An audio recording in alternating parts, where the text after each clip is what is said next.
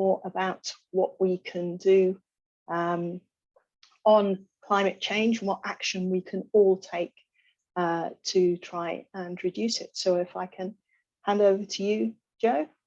Thank you. Thank you, Jo, very much, and it's great to be here. I am going to spend the first part of this session just talking about what we could do individually about climate change, and then dig into the detail of you know, how you can do that personally. And yeah, please do share any questions, as Jo said. Really, you know, happy to make it as interactive as you'd like it to be. So I'm going to start with a few slides, and also we'll have a little quiz where it would be great if you can put any your answers into the chat. Now let me just make sure this is large enough. Are you seeing the slides there? Great, excellent. So I just wanted to introduce who we are, and so you know a bit about Giki. So we're a social enterprise, which means that our mission sits front and center of everything that we do, and our mission is to help people live more sustainably. And Giki stands for Get Informed, Know Your Impact. So it's all about helping people understand and then find ways to reduce our own personal carbon footprints, which are different for everybody, and the steps and the changes that we can make are going to be different for everybody, and that's really important, finding the changes that are right for you.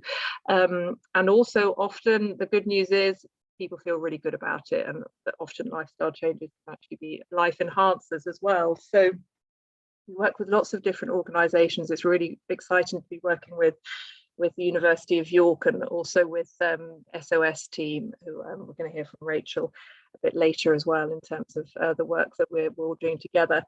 But I wanted to start with a little quiz, and please do just put your answers into the chat. So to warm us up, how much warmer is the Arctic now compared to pre-industrial levels?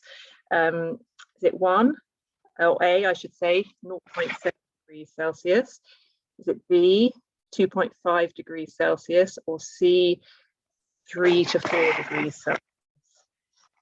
Now, if you could just put your answers in the chat, and I'm just going to stop my sharing to see how they're coming in. We've got some A's, B's, got a real mix actually. So different parts of the world are actually warming at different rates, hence the question. So the world is about one degree warmer compared to pre-industrial revolution stages. I like Anna's optimism, A. But temperature on land has already risen about 1.4 degrees, but the sea is warming a little bit less quickly. And scientists say that we must actually stay below 1.5 degrees if we're to be able to keep climate change under control. But in terms of the answer to the question, the answer is actually C. So the Arctic has already warmed 3 to 4 degrees, and both the poles seem to warm much more quickly than the more central parts of the Earth. And this is due to a phenomenon called Arctic amplification. But the take home is that actually we've seen really significant warmings at both ends of the globe, and this is what's leading to so many concerns about melting ice and associated sea level rise. So in order to avoid this, we need to, over time, as quickly as possible, really get to what's called net zero. Now, net zero is where it's best to think of it actually as one of those old-fashioned scales where the amount of carbon that is emitted into the atmosphere, or greenhouse gas emissions, is balanced out by the amount of emissions that are actually reabsorbed. So trees are an absolutely wonderful reabsorber of carbon dioxide and greenhouse gas emissions. A lot is absorbed by the ocean, and then there are new technologies that people are developing, like carbon capture and storage, which also attempt to do that same job. But we all need to reach net zero by 2050 at the latest. So globally, that's what needs to be reached. And I wanted to have another little quiz question to keep us warming up on how many countries have actually achieved net zero carbon emissions to date. Is it A2, B12, or C25? I'm just going to have a little look at the chat again and see how that's shaping up. Yeah, so is it, oh, here they come. A's and B's, yeah, it's mainly A's and B's. So it's actually just 2 countries, which are Suriname, which is in just north of Brazil, has a huge amount of rainforest, fantastic at reabsorbing carbon, and Bhutan, which actually absorbs more carbon than it emits, a huge amount of reforestation, so lots of preservation of their forestry and extending out to further forestry, but they also have a really excellent hydroelectricity generation system and export some of that to neighboring countries. So it shows it is possible, but we have a very long way to go from the 2 to the over 200 that we have across the globe. So that is something that we all can be part of, and that's really what we wanted to talk about today. So in terms of just the headline information really about where we're currently heading in terms of greenhouse gas emissions and associated temperature rise, we're currently on track for about 2.7 degrees temperature rise globally. That's assuming that all the current policies are actually honoured and that we do see the commitments that have been made actually being realised. Now, scientists have been very clear that we need to stay below 1.5 degrees temperature rise to stop climate change really spiralling out of control. And we saw some of the early effects of climate change on our TV screens last summer, where there were wildfires in many different parts of the world, floods in much of Europe and also in China have suffered from a lot of flooding, and real extreme weather events that I think really helped people understand how serious climate change is already, and what the impacts are already and could be in the future. So that staying below 1.5 degrees is a really, really crucial part of tackling this crisis. And these are just some of the challenges that we're likely to face from a climate change perspective. You know, if we think about Europe, projections suggest there might be 97% more area of forest fires, globally hitting points of no return, where one climate event leads to another and leads to another, effects on coral reefs, the Arctic being free from ice in coming years. These are just some of the possible scenarios that we may see happening, and it just helps remind us why it's so important for everybody to get involved in learning what they can do about climate change. So this graph shows what we need to do to achieve that capping of temperature rise at 1.5 degrees. We need to halve emissions this decade across the world. And what's really interesting is that about almost 3/4 actually of greenhouse gas emissions come from people and households and our homes and the way that we as individuals and the billions of us living on the planet function. So typically personal carbon footprints tend to be much bigger per person in wealthier nations and in less wealthy nations. And there's, everybody has different lifestyles and different environmental impacts, but in terms of the collective impacts of individuals on carbon emissions, it's enormous, and we need to change the way that we do things to achieve this halving of global emissions. So what does that actually mean for us as individuals? Well, we have a personal carbon footprint here in the UK of about 9 tonnes per person per year, and that is typically the largest parts of that personal carbon footprint that we have direct control over are our homes, what we eat and how we get about, so home, food and transport. And this would obviously look different for all of us because we all have lifestyles, but this is based on a UK average, and we need to get to about 2.5 tons per person per year to achieve that halving of emissions globally. So really significant changes that we'll need to see, and we're seeing that already from the provision of low carbon technologies. Electric vehicles are a really good example, and it will become easier, hopefully, to have a lower carbon footprint, but it will also likely require us to change the way that we do some things. So that's what we want to help you do with Giki Zero, and it'd be great for you to get started today, which I'm going to help you do shortly. But Giki Zero is all about helping you understand your own personal carbon footprint, and then most importantly, finding steps to reduce it. And that will again look different for all of us, because we all have different situations, different budgets, different lifestyles, but it's about finding the steps that are right for you. And we'll take a look at that in a moment. The other thing that I just wanted to add was that I'm sure some of you are obviously at university at York, but may live somewhere else. So you can actually pick your country that you want to use the data set for. So if for example you're coming from any of the countries listed here, you can opt for that country specific data set, or you can opt for the UK and measure in terms of your footprint while you're here in the UK, or global if you're in any other countries that aren't listed there.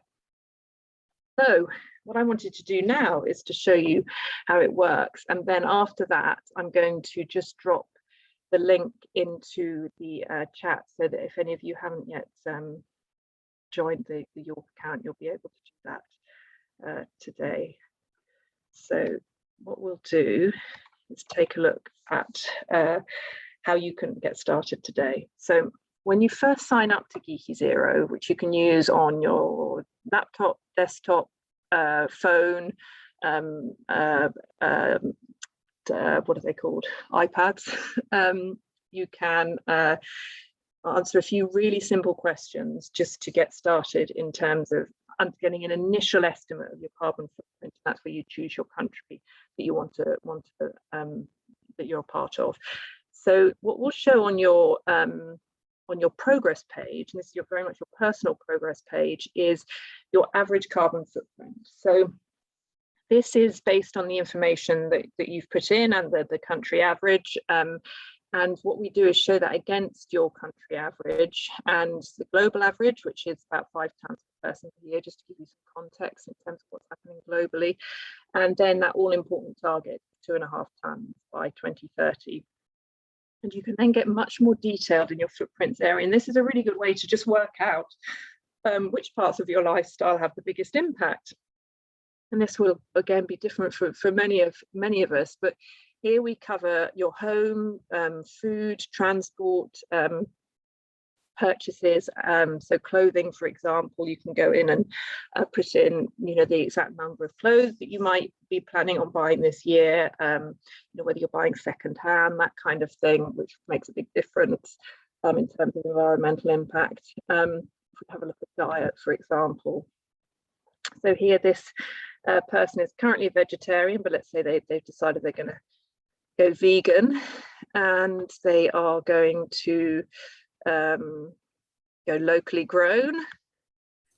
Oh, sorry to interrupt. I think we might be seeing the wrong screen. Oh, thank you. Sorry. Have I? So I'm sorry. Have you not been seeing any of Giki Zero? No, we're just seeing the demo on the screen. Thank you. Okay, apologies. Right. Okay. Well, I'll give you the quick. Thank you for flagging that. If we just, so this is your progress page where you'd answer a few really simple questions. Thank you very much for flagging that. I appreciate it. So here's your footprint, which you'll see. And then if you want to dig into more detail, you can just click onto this full breakdown here. And then on the footprints area, this is where you can get really detailed and much more personalized. So clothing is down here. And let's take a look at the diet. Let's take a look at this. So this person's going to go from vegetarian through to vegan. and they're going to see what impact that has on their footprint. So each time you see a reduction in your footprint, you get some confetti, and that then feeds into your bar that we're seeing here on the progress page here. And then you'll also see at the top of your progress page, we run kind of themed campaigns, which we'll talk about in this particular campaign at the moment, Save Energy, Save Money, Save Carbon, because energy prices are going up and people's bills are going up, and we want to help everybody find ways to use energy more efficiently and save money and save carbon at the same time. So we'll dig into that in a bit more detail shortly. But the first part I wanted to show you here is the action page. So on your planner page, we have about over 100 different steps that you can pick and choose from. And if we dig into one of them, you can filter them lower down here in terms of big impact or quick wins. If you want to go for some quite big steps to start with, or just start with some quick wins if you're just getting started. And for each of the steps, what you'll be able to do is get really lots of information to help you work out whether you're up for doing it or not, and what's involved. So this one, taking a shorter shower, we actually, when we first built this step, we worked with a student from UCL, and she tested out lots of the steps for us, and she said, yeah, the shorter shower one's great. I just pick my favorite song and sing it in the shower, and that means I'm only in there for 4 minutes, as opposed to the average well over 5 minutes that many people will spend in the shower. And over a period of a year, that actually is quite a big impact in terms of savings. And then each of when you've said that you're going to try a step, you get this little checklist here, so you can actually tick off one by one as you've done them. And then that will then, once you get to number 5, that will show that you've done it, and you'll get a little boost to your score, which will then help feed into the York account, where you're counting up everything that everybody at York is actually achieving together. So in terms of the area that's for everybody who's participating in the York account, you can just once you've signed up to it, you can just navigate through into your University of York account, which will show up just by clicking onto your little screen here, your little avatar. And here what you'll be able to see is everything that you're achieving together. And I think this is really important, because sometimes climate change can feel quite overwhelming, but actually totting up all that you're achieving together, and seeing hopefully over time how your average footprint across all of York is coming down, shows that actually when we act together, we can have a really significant impact. And you can also see how each of the college teams are doing. You take a look at the teams leaderboard. This is just a demo account. We'll take a look at your account shortly, but you can see how everybody's doing here. So it's a fun way to work out what's going on across the whole of the account. And also, if you want to look at the top 3s, you can see who's on the top of the podium and what the most popular steps are as well here. So I'm just going to pause there and just see if there are any questions coming through. And we've scheduled an hour for this session, so we have plenty of time for questions if you'd like to ask anything at this stage. I'm not sure whether anything has come through. I think we're probably... No, there's nothing on the chat at the moment. And I can't see anyone who's raised their hand. What I would say is that it's that there may be some people on the call who are not part of the University of York. It's very difficult to tell from our perspective. So I would say to those people who aren't from the University of York that you can still log on to the Giki app, but I put the link in the chat, or the one to use, and you can use it as an individual rather than joining the team, the University of York team. Great, that's great. Thank you, Jo, very much. So what I wanted to just cover in a bit more detail is what you can do once you get started. So just to reiterate, in terms of sign up and create your account, and then you can really go in and understand your footprint in much more detail by digging into all of those lifestyle areas, and it can be quite elucidating, just starting to think about all of the decisions that we make on a very regular basis. You know, often we must make hundreds of decisions every day, you know, that each of them has a sort of carbon choice around them, or many of them do, and then choosing your first step. And then if you want to share with your friends or family, or any fellow students or staff, and ask them to get involved as well. And we find that it can be really motivating to see what other people are doing as well, and to help encourage each other. And then I just wanted to talk in a bit more detail around the energy saving that, particularly with bills going through the roof, is a really good one to start with, because there's such a clear, broader benefit in terms of cutting our bills and cutting our carbon footprint. So within that part of Giki Zero that sits at the top of your progress page, where we suggest those energy saving steps, I just wanted to break that out into 3 different areas. So the first is focused on electricity savings at home. So these are often quite quick wins. So they'd be things like, turning off your devices or plugs, TV, laptop, that sort of stuff when you're not using them, or turning off the lights in rooms that we're not using. And those are, they're not going to be lifesavers in terms of planet saving steps, but actually they're a really good way to save a bit of money on the bills, and also just start thinking about the fact that so much of what we do does have a requirement for energy, and often we can be more energy efficient and save money as well, and carbon at the same time. The next area, which is a much bigger impact area in terms of carbon emissions, and big impact from a bill perspective as well, and monthly or quarterly bills around gas are particularly high at the moment.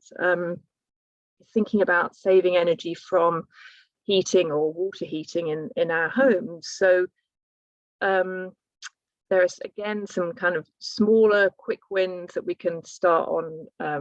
We can start on even some of the big impact wins immediately as well. So things like making sure that there's no heating left on in rooms that aren't being used, or closing the doors to stop drafts and just keep the heat in. And also some bigger impact steps, like actually turning your thermostat down by just a degree can actually make quite a significant difference in terms of saving the amount of gas that you need to use to heat the home. So in the 1970s, whatever it is, 40 years or so ago, the average home in the UK was, in the winter, was only heated to about 12 degrees. But now people's homes are often heated up to about 20 degrees, which obviously requires a lot more energy and is a lot more costly. So that can be a really, really good way to make quite significant savings. And then the last area for any of the drivers among you is being more energy efficient in terms of driving. So the first one is actually just driving more efficiently. So avoiding doing the sort of boy racer acceleration or braking. The very fast acceleration or braking is actually really fuel inefficient and uses up a lot of extra fuel. So making sure that accelerating and braking is much more gentle is a good way to reduce the amount of fuel you use and the amount of times you have to fill up the tank. And not leaving the motor running when you're parked or stationary, again, is a good way to save a bit of fuel. And of course, an obvious one, just driving less. Not turning the key on in the ignition so often is a really good way to save on having to fill up on the fuel so often. So all of these are kind of different ways, but in bite-sized chunks, to just become more energy efficient, which has really significant carbon savings associated with it, both within our own lifestyles again, and then more broadly within the globe, within society as a whole. Valuing our energy more and not wasting so much is a really, really important part of helping to achieve the targets that we need to achieve to keep those temperatures below 1.5 degrees. So I just wanted to just share the address with you again in case you wanted to get started today, and just check if there are any other questions. But otherwise, I thought it'd be good to hand over to Rachel and just hear a bit more about what we've got coming up at York. Yeah, absolutely. Thanks, Jo. I'm just going to put the link in the chat again for those who are current staff and students to make sure you join via the dedicated York link. So if you are a student or staff member at the University of York, you can join via the link in the chat box. But if you are not, it's I'll just put that in the chat box. If you're not, it's the second link. So just make sure you're joining the right one. But yes, I've got a couple of slides that I'll run through quickly to add a bit of context to that for our local program at York this year. So we're using the Giki Zero platform as the basis for our carbon reduction challenge. So you're using those steps on the platform for staff and students to take action, so make it really clear and creating our collective impact, so adding our scores to the overall university score. So I'll just run through what we've got coming up. So it's been running since the start of last term, so more than 280 staff and students are already using the platform. We've tried 600 carbon reduction steps.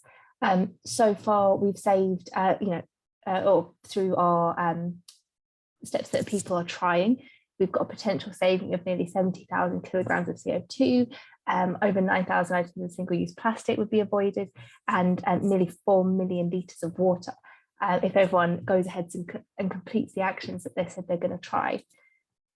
Just for actions that have actually already been completed by staff and students, we've saved over 10,000 kilograms of CO2, nearly 2,000 items of single-use plastic, and nearly 700,000 litres of water. So we've already had a huge impact locally through our staff and students. So it's really an invite for more people to spread the word, because we've got lots of people using it, but we've got a lot more opportunity at a huge campus like the university for even more staff and students. So do join yourself and spread the word if you haven't already. And as Jo was talking about that footprint, what you'll be able to see when you log in is kind of where you sit, but also where the university as a whole sits in comparison to the UK average. So you can see that we're better than the UK average, but we're still quite a long ways off that target to keep global heating below 1.5 degrees. So lots of opportunities as well to see where we sit and where we're at.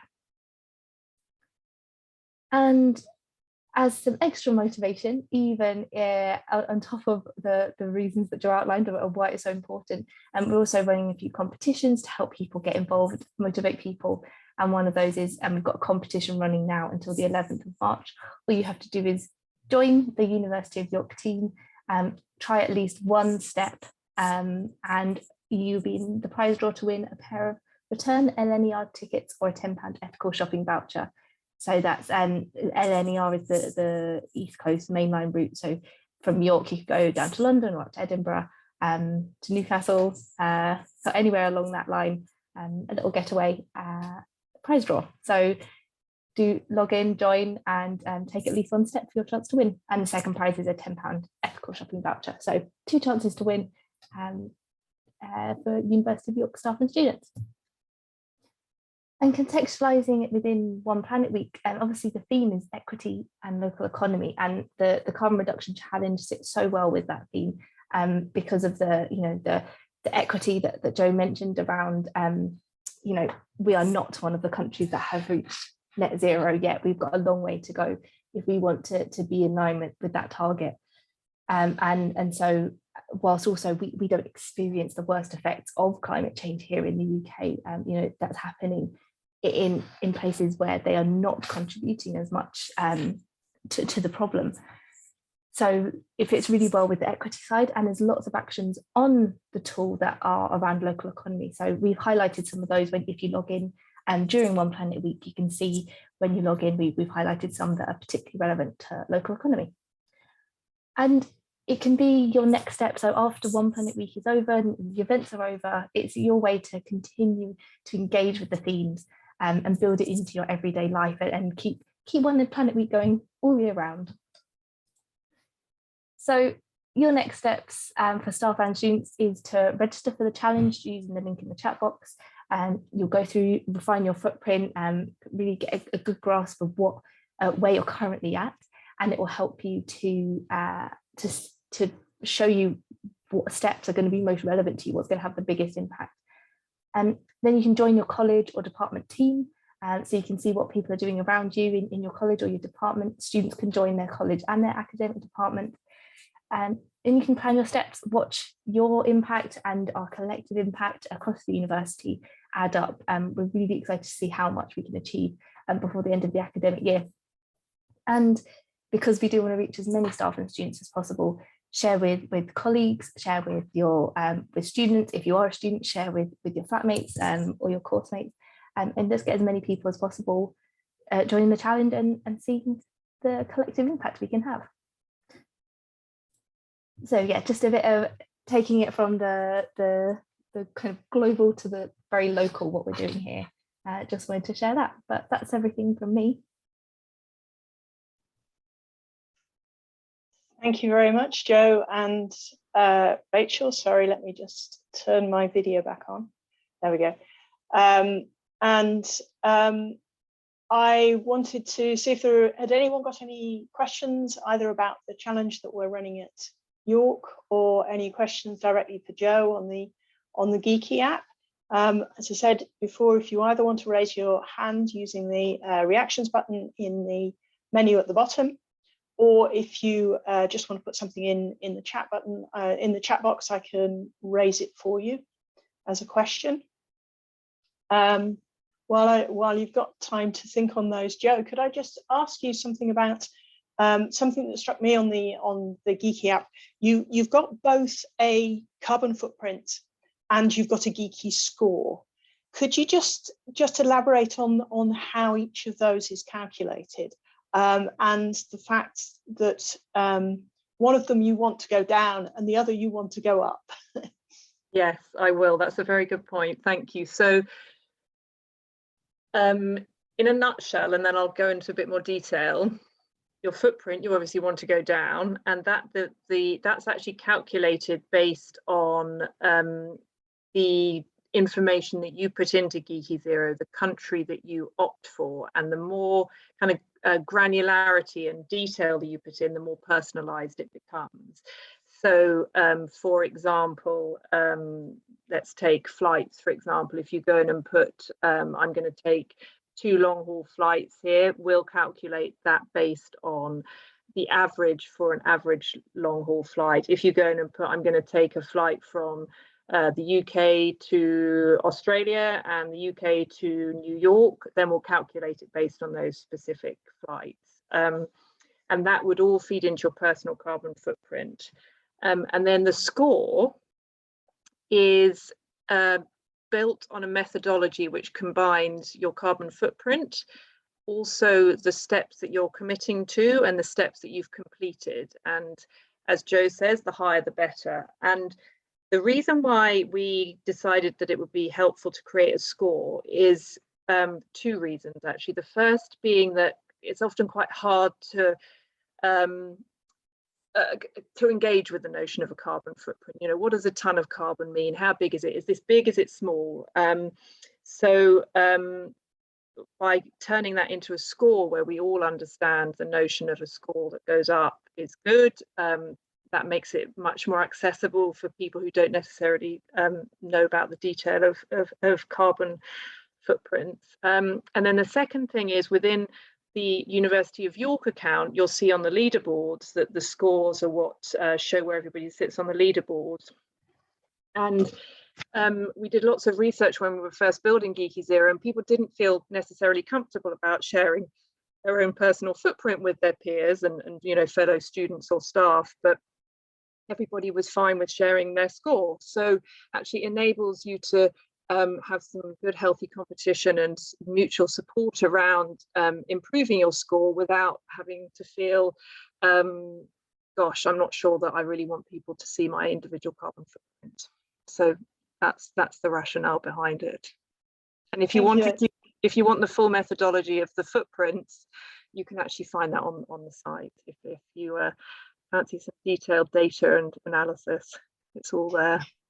Yes, and I think that's what I think it particularly appealed to some of our university staff, is that you've got the full breakdown of how the footprints are calculated, actually within the help on the app itself.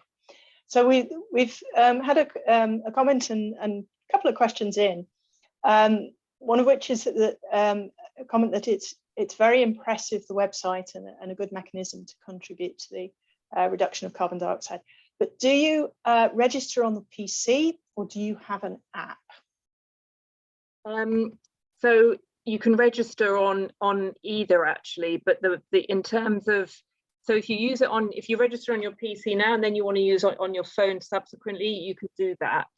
In terms of the way that you'll see it on your phone, so you access it on your, if you've got an iPhone, you access it through that same website address that you've got, so 0.giki.earth. If you've got Android, you can actually download an app on Google Play and access the same information. And then the other point from the same person was that, do you have any plans to create a site for children? Because when they return to Japan, they'd very much like to introduce it to primary school students. Oh, that's good to hear. We do, no is the short answer, not at the moment, because the larger footprints tend to sit with the adult population, but there's no doubt that children are great at bringing pressure to bear on their parents to behave more responsibly. So we do currently just provide that information for adults to use, but you can actually, within an area that I didn't go into at all, you can actually share with people that you live with, which might be a family of children or flatmates. You can participate together and have a little bit of healthy competition going there as well. So some people do get their kids involved that way. Yes, because I know you can set it up and you say how many people you have in your household, and then you can have a footprint for each of those household members. So perhaps that's the way to do it for the school children, is to actually get their parents to sign up and the children to sign up as well, which is a nice idea, lovely idea. So another question in was that how many other universities, UK universities, are working with you? And then have you also considered setting it up collectively for villages or towns? And the reason for the question is because this particular person has got their parish council interested. Yeah, no, that's a really good question. So in terms of other universities that we work with University of Oxford and the Open University, and SOS are actually running a great program which is what we're running with York, which Rachel will be able to talk about in more detail. In terms of parish councils, yes, we do actually have a completely free program for parish councils and local community groups who which you're if you just contact us through that question mark, just send us a little email and then we can arrange a time to talk about how that works. And Rachel, you mentioned that you can show people how to join their team, because one of the things we found with the app is that people sign up at the university quite readily, but have not always joined their team. So it might be just useful to show how that's done. Yeah, absolutely. So I'm just looking, I'm already registered at the university. So I've logged in. And I'll click on the top right here, which is my avatar. And I click the University of York because that's where the teams are listed. And then, the first thing you'll see is everything that I just spoke about, it's gone up since I put the figures together. So we must have had more people trying some actions already, which is great. And this is the achievements of the University of York. What I want to do is join teams.